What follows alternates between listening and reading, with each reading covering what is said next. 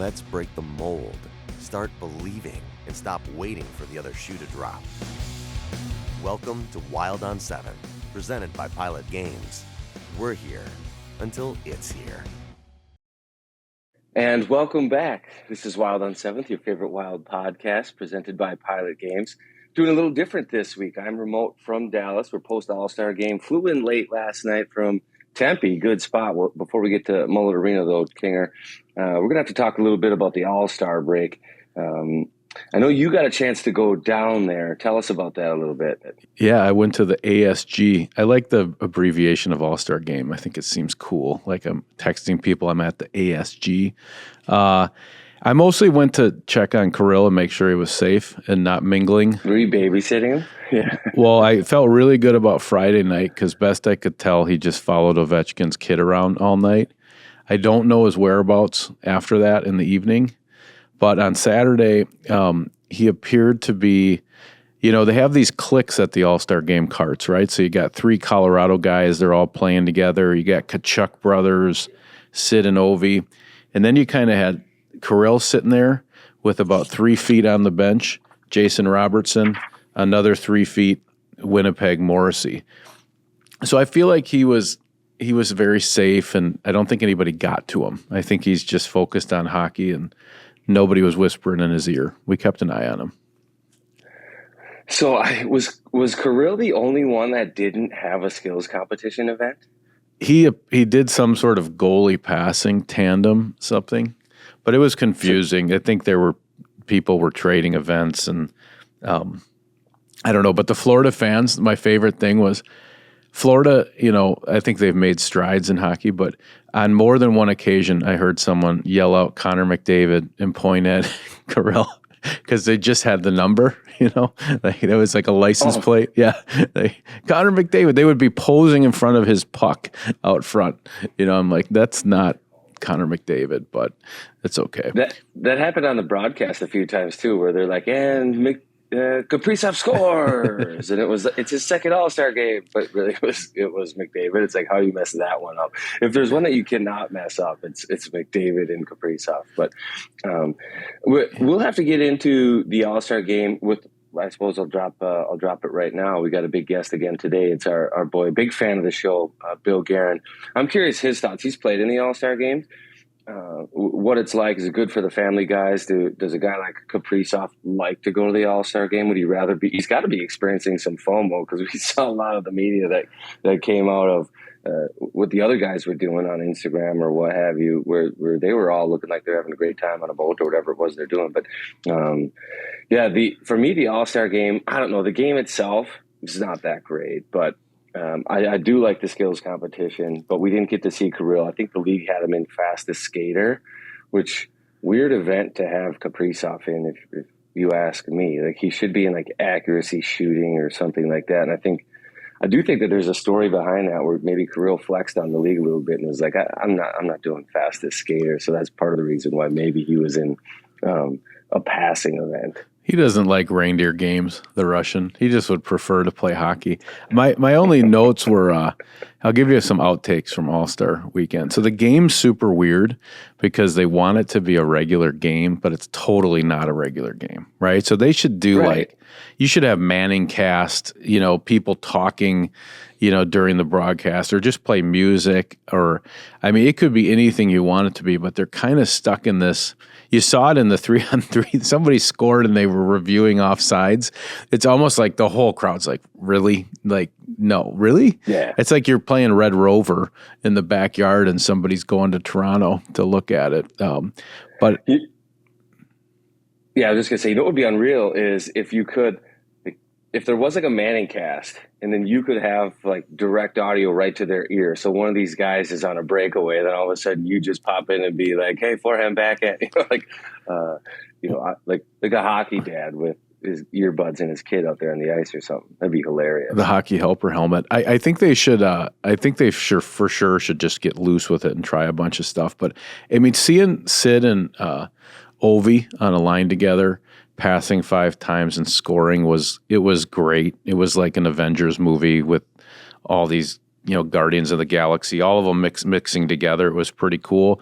The Kachuk brothers are pretty hilarious. They actually went to you'd like this. So there was an NHL party Saturday night, but the players don't go to that stuff. And there you have both Kachuk brothers, their dad, all their family, eating the food, mingling with the people, taking pictures, grabbing a White Claw or whatever they were doing. It was like, I'm like, this is great. They're like the Griswolds or something. The Kachucks are great.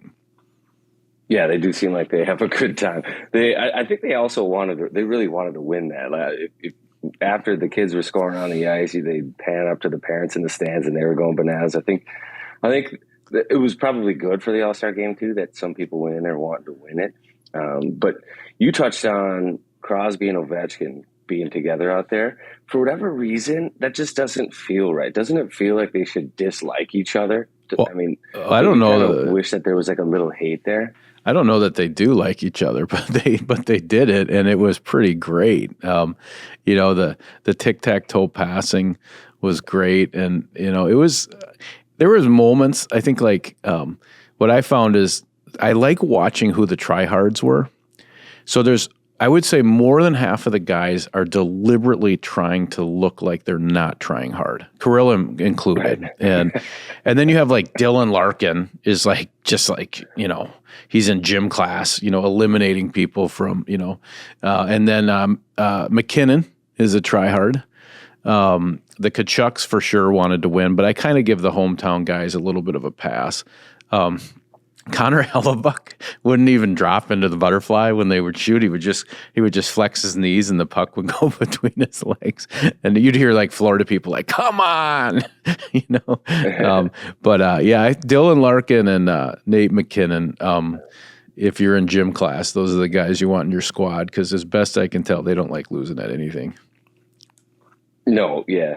But they were probably the most fun to watch. Right. And they probably got the most attention. Guys were chirping them, giving them a hard time a little bit. But you're right. The whole goal of the All-Star game was to be as good as you can possibly be while making it look like you're trying as little as possible.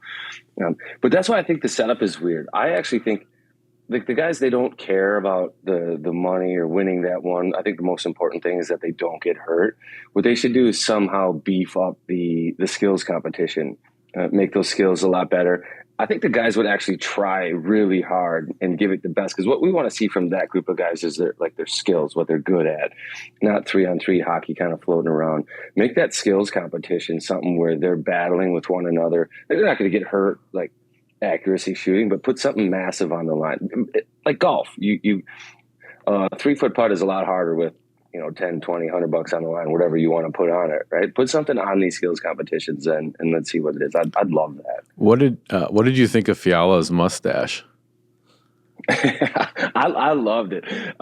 He had the aviators on too. It looked like I don't know, like the California Highway Patrol. Like he's all in West Coast with that mustache. Yeah, he kind of brought me back in. I had cut that limb off, but I didn't. You wouldn't want to look straight into Kevin's eyes. I don't think he was looking pretty cool at the All-Star game for sure. The story I heard with Kaprizov in his event was fastest skater, but somehow he was able to talk Fiala into taking that event for him, so that Fiala was now in the fastest skater, but that left Kaprizov without an event. But how about that? Two old teamates just doing some cards, some barter. You do fastest skater. Yeah. They took a picture together. I saw that too. They were looking good. I want to. Can we talk? So you're out in Arizona yesterday and now in Dallas today. What was your take on Mullet Arena? Obviously, you have the mullet. I saw that they had Gorgie with some sort of attachment there. That's nice. Is it a great environment, or is it just a kind of small rink with a cool name? Yeah, it's a great environment. For college, it would be fantastic. Great, good sized building. Ceilings are low. Noise, the audio was terrific. Everything about it was good for a college rink. And it was exciting. It was a cool atmosphere, I think, for an NHL game to be played in, but it kind of, at the same time, maybe felt a little bit like a preseason game, because you see these sometimes where you'll go into, and I've played with the Wild, we flew into Penn State and played in their arena. It just didn't feel right. And it was also a little bizarre too, because the broadcast location, there's not a legit pot or press box. We were just like mixed in with the fans, which I thought was really cool. But at the same time, I saw like Billy Guerin have to walk around the concourse and, right there with the fans. So it was a little bizarre in that sense too. I also think that the way it's set up, it just looks different to the players' eyes while they're on the ice. The seats are right there, smaller bowl, lower ceilings, smaller scoreboard. But I thought it was cool. I really did. I like Tempe too, great city. So I enjoyed it. What did you make of is that just a game where we're shaking off the Cabo dust or whatever, wherever they went? Or, because when I was watching the broadcast, you made a comment at one point, like, if Arizona, had some finishers, this could have maybe even been worse, I think, so how was that as a loss overall? Well, I think you have to be, if you're the Wild, you have to be careful because you don't want to put too much stock in one game after a 7-day layoff and then all of a sudden start panicking because of it. And at the same time, I think you want to be like, all right, well, what are we? Are we, the type of club that's going to go in and lose to Arizona?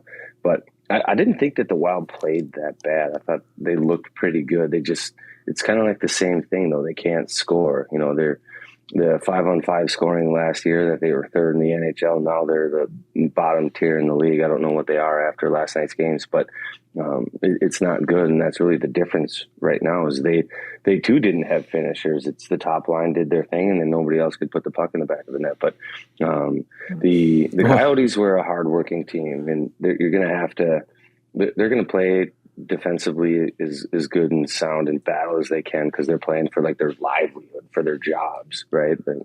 Their careers could be over. If you're a UFA on that team, your career could be over because who's going to go pick a guy up off a team like that? So they're playing their butts off, and but I think the Wild on the airplane after I haven't seen the club and the guys like that disappointed. I think that they were upset with themselves. Yeah, part of it with 5-on-5 is we really weren't 5-on-5 very much, right? So many penalties. And, right. It was interesting over the break. I kind of found myself fascinated by Brandon Duhaime, right? Like watching these pictures of this guy. And he's like our own personal Aquaman or like international man of mystery. And that fourth line did not get a lot of ice, but when they were on the ice, like he was just run. I could imagine how Dean's frustrated with the penalties. It's like, if I could throw these psychopaths on the ice a little more, balance things out, find a couple lines scoring instead of one. I think the penalties really jack up what we're trying to do as a hockey team. Yeah. And there's, The Dean has often said he wants to be a 4-line team. The penalties turn him into really a 2-line team because you start taking penalties, you take your top line off, you take your fourth line off. That's it. So all of a sudden they're just playing that second and third line, trying to get their guys out there, kill these penalties off. And then after they kill it, they throw that top line out there with Boldy. So then it takes a while to get their rhythm back. And they shot themselves in the foot, but the Wild, and it's the kinds of penalties I think that are probably the most frustrating to it. Like you'll take some of the roughs if you had like a heavy hit and you took an elbow or a charge or something. Sometimes you'll be like, okay, we're playing our brand of hockey. That's okay. It's the stick penalties that high stick, a trip, a hook. Those kinds of penalties are the ones that get you like, hey, man, like this can't happen because it's killing us right now. It's absolutely killing us. So they are one of the most, if not the most penalized team in the NHL. So they're starting to get that reputation, and they just have to be really careful with their sticks because they're going to get the ticky-tacky ones. Because I think the referees come into games at times thinking like, this is one of those teams that just takes a lot of penalties. And you can tell they know now. Man, when Hartman got that one, I mean, he just looked like he would have thrown himself out of a window if he could have. I mean, he's like, no, we're not supposed to do this. And I did it. And now I got to go sit there and, oh man, it's like, can you be they say you're holding your stick too tight. We almost have the same thing happening with penalties right now, right? Yeah. Well, did you see Hartman's body language after he took his trip? He was just, he was devastated. He was devastated, crushed him. It's like the open to the broadcast was like, hey, this reset button could be huge for Hartman. He had 33 even strength goals last year. He's got 5 to this point this year. Lost the spot on the top line. Hasn't been good. Got injured. So boom, you got a week. Hit the total reset button. Come back and work. Like what happens? Of course, he takes a penalty, and then they score on that power play. It's like, oh great! Like the recent memory that you wanted him to erase is all of a sudden right back there in the forefront. So that was no good. But you know what will help that is probably a good night's sleep for Ryan Hartman. And we know some guys that if he has issues sleeping, he might be able to get some help with. Yeah, if he was, had some energy issues, maybe even some relationship stuff with his new bride, if he's, she's snoring or what have you. What I would tell him to do is go to mygemsleep.com /wild, because there's about 30 million people, Ryan, with sleep apnea, but only really about 5 million know it. So there's just a bunch of zombies walking around out there. And the beauty of Gem Sleep is that they make it convenient for you. They will come to you. They do it fast. A lot of these places, it takes some months to get in. These guys will do it in a day, and they make it super easy for you. And, if Hartsey had a good night's sleep, he'd have better energy, a better relationship and better health, a lower heart rate, lower blood pressure. So check out mygemsleep.com /wild. That was crisp. Tape to tape, buddy. That was tape to tape. We owe him that. We owed him that. We got Hartman a good night's rest. Now it's about building your game back up. And we have some guys that could probably help him with that too. We're talking about Wild Construction. And we say this often, no, the Minnesota Wild are not getting into the construction game, totally different company. But these guys specialize in roofing, siding, insulation. And yeah, maybe last game Ryan Hartman said, damn that ice. He was not happy. But you at home, if you say ice dam, if you have issues on your roof, it's been a tough winter for that. Maybe your insulation isn't right, and you're thinking, okay, you know what? I'm going to go through this summer. I'm going to take care of this so we don't have these issues next year. Make sure you check out Wild Construction.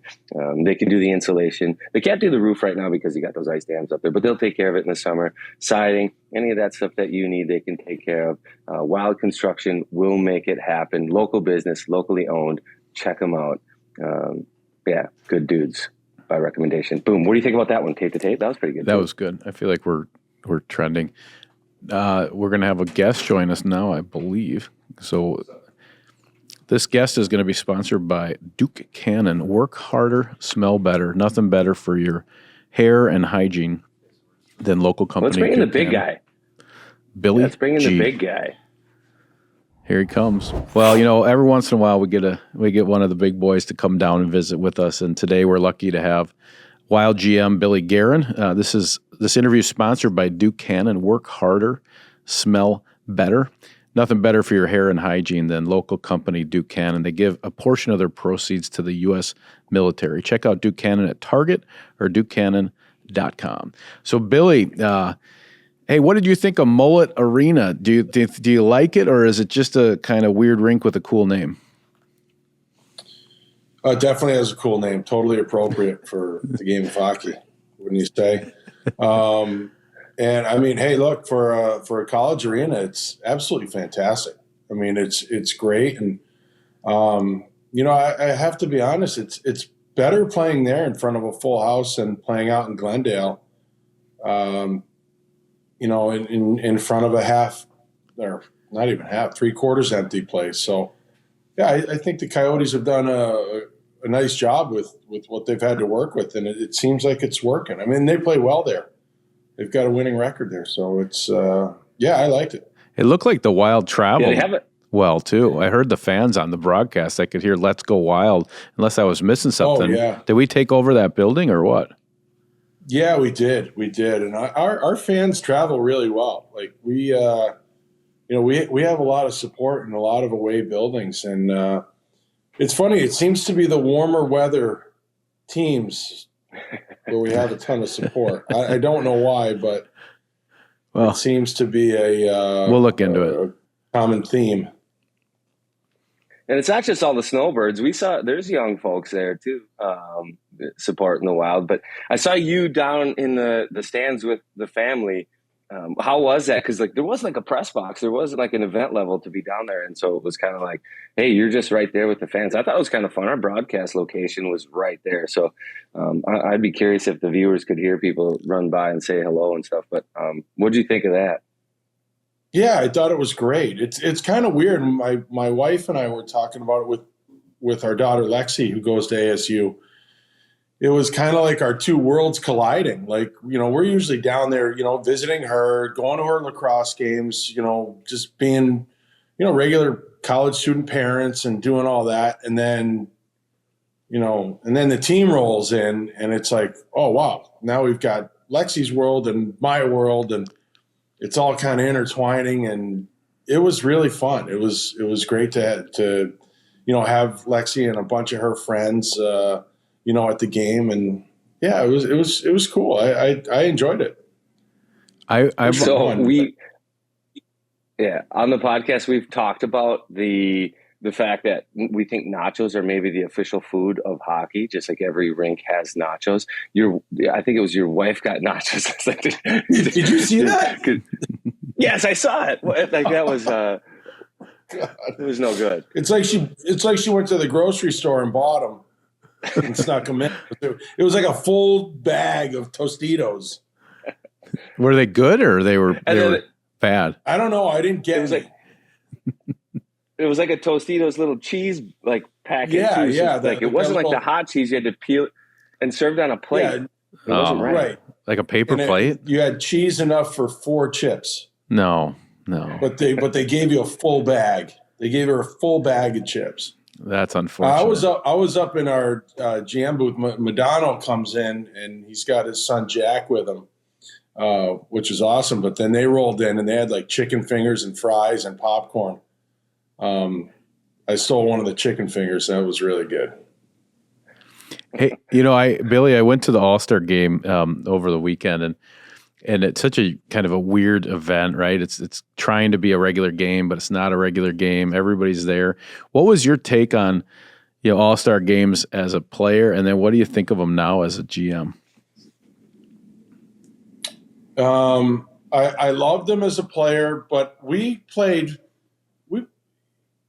okay, so back when I was younger, I loved watching the All-Star game. I loved it. But the guys played hard. Like if you watch those games like back in the 80s, like the early 80s, they played hard. Like I think they got money to win, and guys weren't making the money that they make nowadays, so they needed it. They wanted it. And they were finishing hits and blocking shots, and obviously you got away from that, but the couple that I played in there, it was more of a game. It was 5-on-5, and I'd like to see it get back to that because I think it's kind of lost its steam, and I'd rather see a game, and I'd rather see in the skills competition. I'd rather see the real skills. I don't want to see kids out there. I just don't, and I just think I don't want to see them dressed up in goofy outfits either. I want to see some skill. Yeah, I was wondering on those on those skits if they is the league basically like, okay, Jack Hughes, you're going to be a magician. We got a box. Here's what you go. It feels almost like that's what happens now. Like we've got something set up for you, Pasta. You're going to do Happy Gilmore, or are the players doing that themselves? Do you know? I have no idea. Yeah, it is goofy now. Go ahead, Cards. I can't imagine. You know what? Honestly, I'd love to see the skill. I want to see, the old races that they used to do and the shooting and all that stuff. It's just, I'd rather see that. I'm with you 100%. So I'd be curious, like your take as a GM. You'd still probably vote for something like that because it's your guys out there that could potentially get hurt. I think at times that's what it's about, is protecting the guys, but trying to make it fun. But I do think that you're right that the product is now about like trying to showcase the players as people, not about their skills. But at the same time, I tune in because I want to see what the best players in the world can do, not like them trying to be funny whatsoever. Yeah. But I actually think, and tell me if you think that this would be valuable, I think that they should put a ton of money on the skill stuff, not on the game. Like if they're just going to go through the motions on the game, just let them go through the motions. But the skills, put a bunch of money on the skills. Let them and then have these guys show off what they can do, because then they'd really compete. Like in accuracy shooting, they'd really compete. That would be fun to watch, guys with like money on the line. Yeah, I don't care what it is. You could put a 6-pack of beer up for it. When guys start competing, they are going to compete, and they want to win, and that's just the nature of the beast. And I just think a regular game, like you don't have to finish hits. You don't have to, take guys out or anything like that. It's just play a regular game. Like, I mean, it doesn't have to be, to me, it doesn't have to be 15-14. It really doesn't. But you can have a pretty good game. Billy, you would have liked it. They had the NHL party, right, with all the sponsors and partners, and obviously the players don't go near that with a 10-foot pole, with the exception of the entire Tkachuk family. Both boys, dad, I think they must have had 50 people. They're pulling, rice and and pork off of plates and taking a picture here and there. It was awesome. It was like the Griswolds at the NHL party. You got to love the Tkachuks. Yeah, you gotta love them. I mean, my God, the old saying, they don't grow up like the neighbors. It's those boys are the spitting image of Big Walt, and they've turned into some really good hockey players. But they're just a crew, And we kind of went, and like me and Keith and Dougie Waite playing on all those national teams together and everything. All of our kids were at those events together, like Olympics and World Cups, and it was just a big, but we, everybody had extended family, but the Tkachuks now are just, And then when Big Walt gets going, it's tough to stop him. He was going. They're always fun. They're a blast. They're just a blast. So you have the All-Star game, and you have one player there, and then you have the All-Star break. Do you think the break is valuable for the guys, like the time of the season, like to just get away? Like, is it valuable or is it like? No, I think it's great. Honestly, I think the game's more demanding now than ever. The schedule is crazier than ever. It's just, these guys, they just, I mean, look at our schedule coming up. Like, it is unbelievable. And you know what? Their bodies, like, they can't take it all the time. Like, you need a break. Like, and I think the bye week combined with the All-Star weekend and give these guys a good, 8, 9, 10 days. I think it's really important. And I think mentally and physically, it just gives them a breather. It's just a crazy schedule. What does it say about a team when you see that they all go together? Like, you think that they'd want like a break from one another or just a break from the routine, but at the same time, like, you see these guys and they all, like, they enjoy each other's company. They all hang out. Like, it kind of impresses me.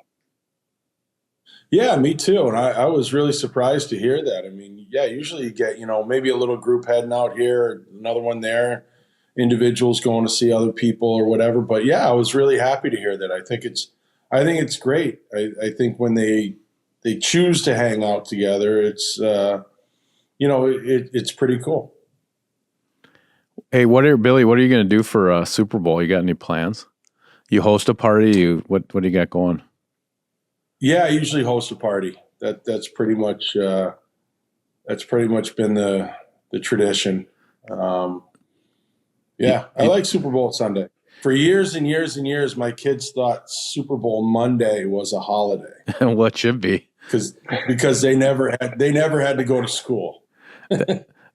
You're a good American, Billy. You're a good American. It really actually, it truly should be a holiday. Hey, I want to talk a little bit about Brandon Duhaime, mostly because, the fourth line didn't play a ton last night with some of the penalties, but I was just watching this guy run around and watching him catch fish on the break, and it's like he's Aquaman. He plays at like a overspeed. Can you talk a little bit about number 21? I just found myself wanting to see him run around more on the ice. Yeah, that's just it. His main job is to be disruptive out there. And When he's skating, I mean, you can see how strong he is. Like his stride is really strong, and when he starts motoring, he's tough to catch, and he can catch you. What we saw before he got injured this year was that he was adding a little bit of a scoring touch too. So I think he's a very effective player for us, and just looking for him to continue to get better. But he brings his competitiveness every single night, and that speed is exactly what we're looking for. What's your overall assessment, like state of the team? I think you can't put too much stock in one game. Yeah, it would have been great to win in Arizona, and then get this post break and just go on a run like that. But what's your assessment of where the team's at right now? Yeah, I mean, listen, we're in a good spot. We're not like super comfortable, but we're in a good spot. We've played really well in stretches. We've played okay in stretches, and we had a terrible start, but the team's done well. I mean, yeah, you want to win that game coming off the break. That was a tough game to go and play in Arizona in that building for the first time coming off a break. It was tough. I would like to see us get a little more consistent, and stay out of the penalty box a little bit more. But you know what, we've been pretty good. And, we need some guys to start scoring a little bit more not just 5-on-5, but period. Like we need more depth scoring. And I really do think that taking penalties the way we did last night really, really affects that in a negative way, because it disrupts the entire game. And, but that being said, we need some more, offensive contributions from certain guys. Hey, Billy, what do you think the identity of this year's team is? Like, can you remember a game you watched and it got done and you were like, that was a steak dinner. That is us. That is how we're supposed to play hockey, Minnesota Wild this year. What do you think the identity is of this year's team? Well, I like the Philly game, and I know not every night we're going to have, 4 or 5 fights or this or that, but the competitiveness, that's what I like. The no BS stuff, like we're going to take care of business type thing. That's what I really liked. I mean, you know what? We have to play a fast, big, heavy game. That's it. Like I've always said, if we try to, dipsy do and, out finesse everybody, it's just not going to work. That's not the way we're built. It's not the way we can win. So when we play fast, when we play heavy and hold on to pucks, and we, like I said about Duhaime, and we disrupt, then we're pretty good. But if we're not playing to that identity, you know what? We're just not helping ourselves.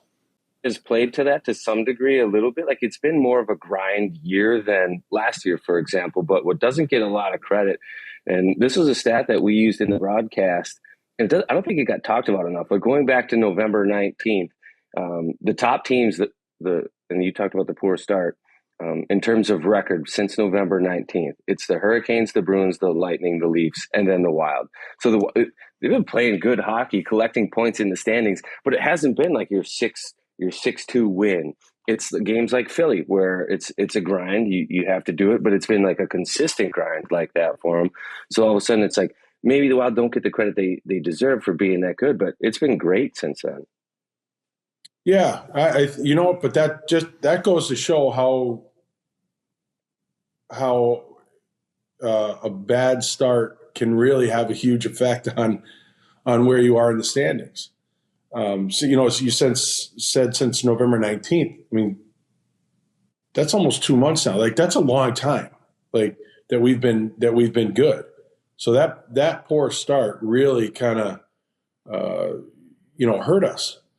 No, we haven't been bad, but like I want to see that consistent, hard to play against game that we're known for. As for getting credit, like you said, like kind of flying under the radar. I don't really. Yeah, I mean, hey, look, we'd all like our team and our players to get more credit than they do. But I think we've gotten more than maybe more any Minnesota Wild team in the past. And to be honest with you, we can't really get too caught up in looking for credit. We just got to keep getting points. We got to keep winning games and just trying to move up the standings. That's the most important thing. When you look So you talked about the slow – sorry, King, I'll get the slow start for the team. How does that affect the guys individually? Because like right now you're looking for more 5-on-5 scoring, and there's guys like Ryan Hartman that had 33 last year, 5 to the point right now. You had the Grief line, which I'll probably follow some of the question on the Grief line is like how come they're not as effective offensively as they were last year? Is the slow start, did that put everybody behind the 8 ball individually too? I think so, yeah, because it affects your confidence. And when everybody knows, hey, look, confidence is a really powerful thing. And when you have it in the game of hockey, you feel like everything's in slow motion. Everything's right out there in front of you, and you can skate. You almost feel like you can do what you want. You get a puck on your stick, you're going to bury it. When you don't have confidence, it's like you touch the puck and there's 5 guys on you and there's no time. And, your hands are made of stone and you can't make a play and you get an open net and you shoot it wide. It's just the whole world comes crumbling down on you. And it takes a long time to build the confidence back up. It takes 2 seconds to lose it, but it takes a long time to build it back up. And we're just looking for guys to get more confident and to get that feeling back. But I think when you have a poor start collectively as a team, yeah, it can really chip away at the individuals. You see it with Boldy, really, I think, with that deal coming in, and he just it's like he's playing 7 foot 7 inches tall, with his new deal. So, how do you get confidence? Is it just chipping away, having a couple good shifts, a couple good games, and it builds on itself, Billy? But you have to work towards getting those games. You just can't wait for the good games to happen. Say, oh, hey, I had a good game tonight. You have to do something to go out and get yourself out of it. You can't talk your way out of it. You can't pray your way out of it or wish your way out of it. You have to go out. In my opinion, you have to go out and get your nose dirty. You have to go and get cross-checked in the back or punched in the face to score a goal. Pay the price.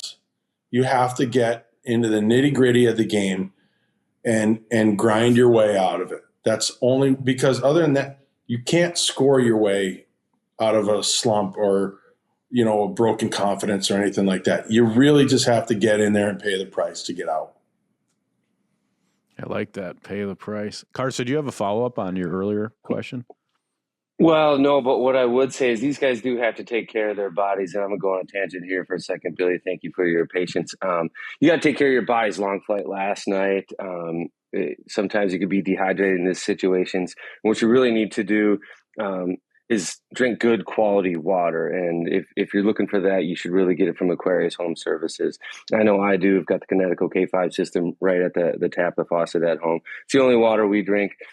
We love it. We feel good when we drink it. It's healthy. There's no additives, reverse osmosis.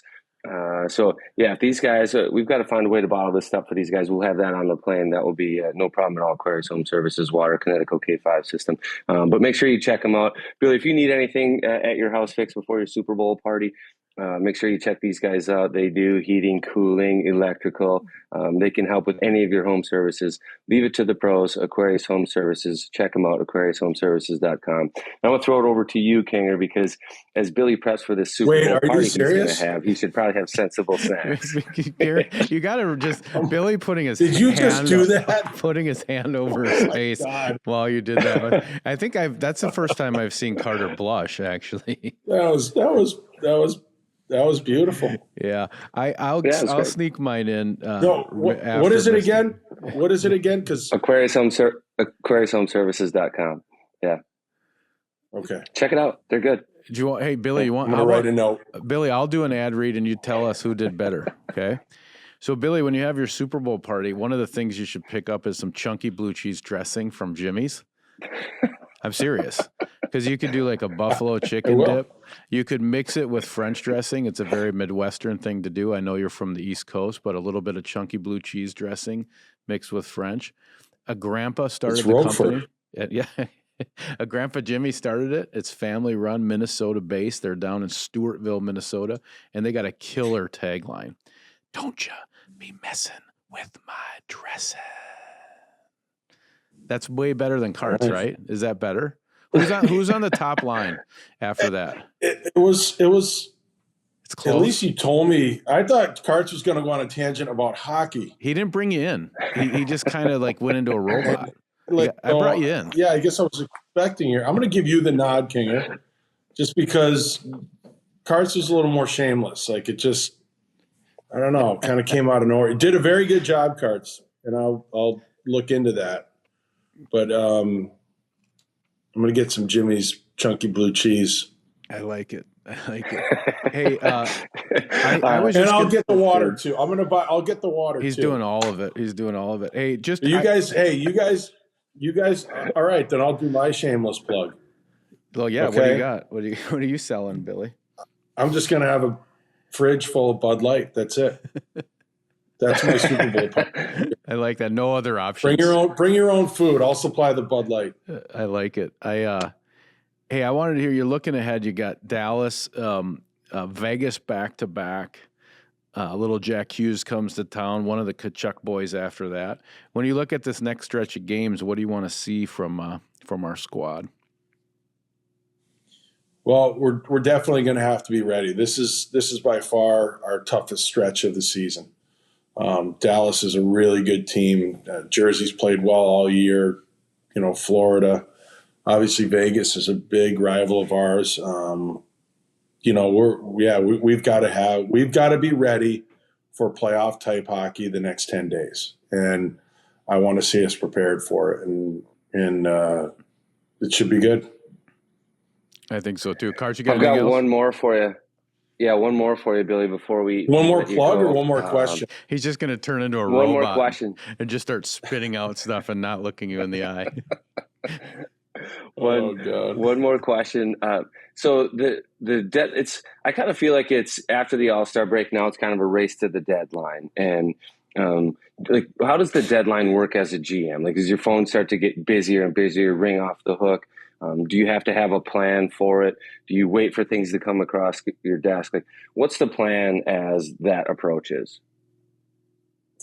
Really, it's just touching base with all the other teams and kind of getting an idea what they're looking to do and players that they'd possibly move.